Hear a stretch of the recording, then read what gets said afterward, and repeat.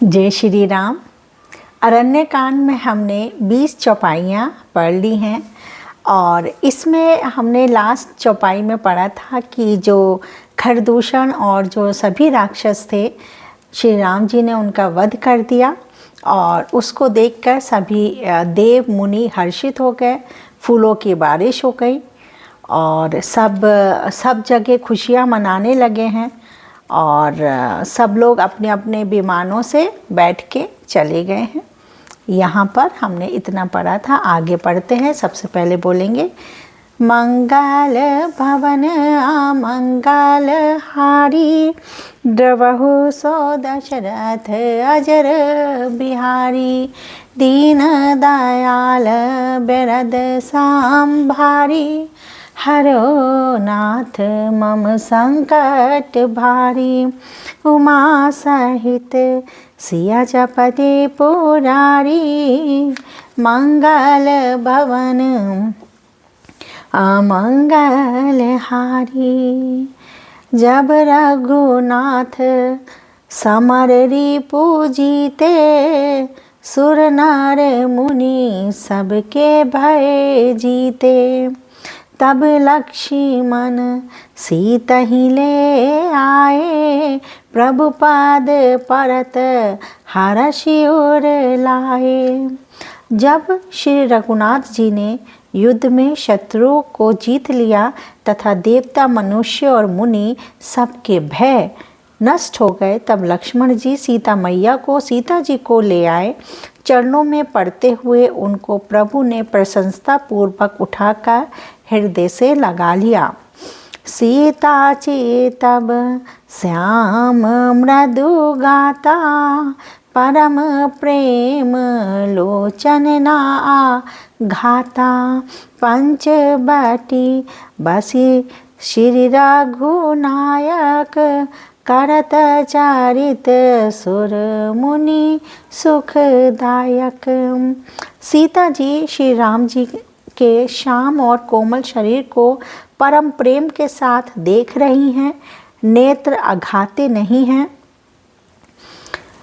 नैन झुकते नहीं हैं, वो टकटकी लगाए हुए देखे जा रही हैं। इस प्रकार पंचवटी में बसकर श्री रघुनाथ जी देवताओं और मुनियों को सुख देने वाले चरित करने लगे।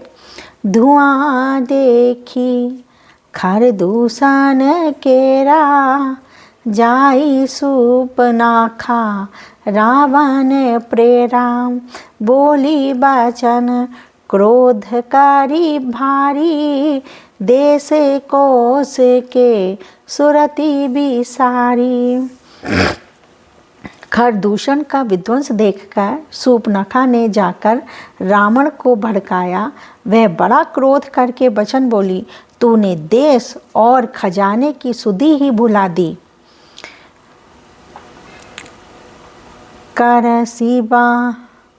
करसी पान सो बसी दिनो राती, सुधि नहीं तब सिर पर आराती, राजनीति बिनु धन बिनु धर्मा, हरि समर्पे हरि साम पर बिनु सत कर्मा, विद्या बिनु विवेक उपजाए, श्रम फल पड़े किए आरु पाए, संग ते जाति कुमंत्र ते राजा, मान ते ज्ञान पान ते लाजा।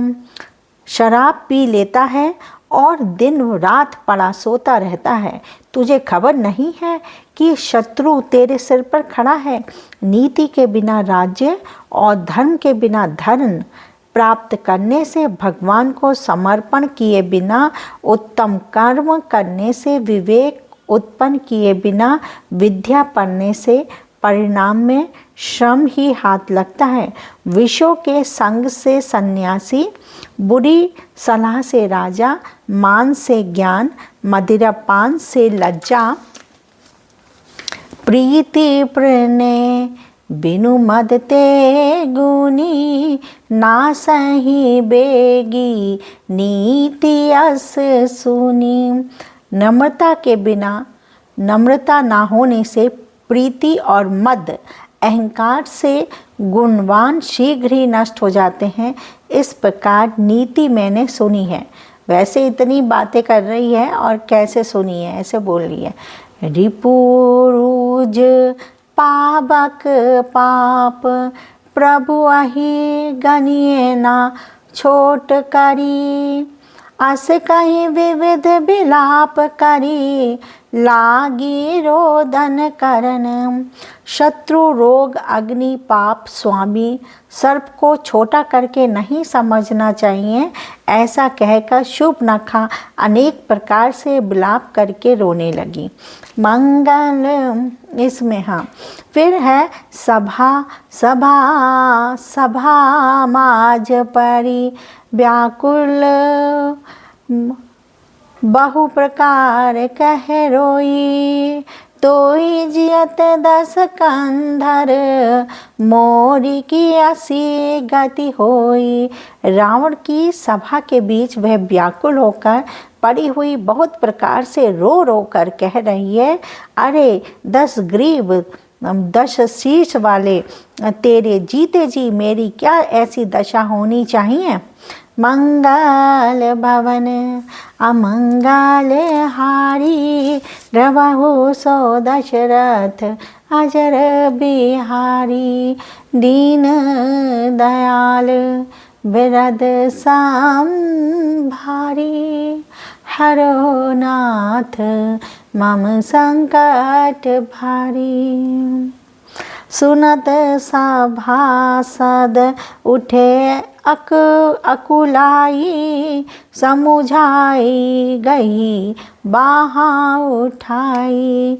कह लंकेश कहसी निज बाता, कई ताब नासा काननी पाता। शूर्पणखा के वचन सुनते ही सभासद अकुला उठे। उन्होंने शूर्पणखा की बाँह पकड़कर उसे उठाया और समझाया। लंकापति रावण ने कहा, अपनी बात तो बता, किसने तेरे नाक कान काट लिए? अवध नरपति दशरथ के जाए, पुरुष सिंह बन खेलन आए। समुझी पारी मोहि उनके करनी, रहित निशाचर करिहानि धरनी। वह बोली, अयोध्या के राजा दशरथ के पुत्र जो पुरुषों के सिंह के समान हैं, वन में शिकार खेलने आए हैं। मुझे उनकी करनी ऐसी समझ पड़ी है कि वे पृथ्वी को राक्षसों से रहित कर देंगे। जिनकर भुजबल पाई दसानन, अभय भय विचरत मुनि कानन। देखत बालक काल समाना, परम धीर धन बिगुण नाना। जिनकी भुजाओं का बल पाकर हे दशमुख मुनि लोग वन में निर्भय होकर विचरने लगे हैं। वे देखने में तो बालक हैं, पर हैं काल के समान। वे परम धीर, श्रेष्ठ, धनुधर और अनेकों गुणों से युक्त है। अतुलित बल प्रताप द्रोह भ्राता, खल बाध रत सूर मुनि सुख दाता। शोभा धाम राम अस नामा, तिनके संग नारी एक श्यामा। दोनों भाइयों का बल और प्रताप अतुलनीय है। वे दुष्टों के वध करने में लगे हैं और देवता तथा मुनियों को सुख देने वाले हैं। वे शोभा के धाम हैं, राम ऐसा उनका नाम है। उनके साथ एक तरुणी सुंदरी स्त्री है। रूप राशि विधि नारी सांवारी, रति सत कोटि तासु बलिहारी।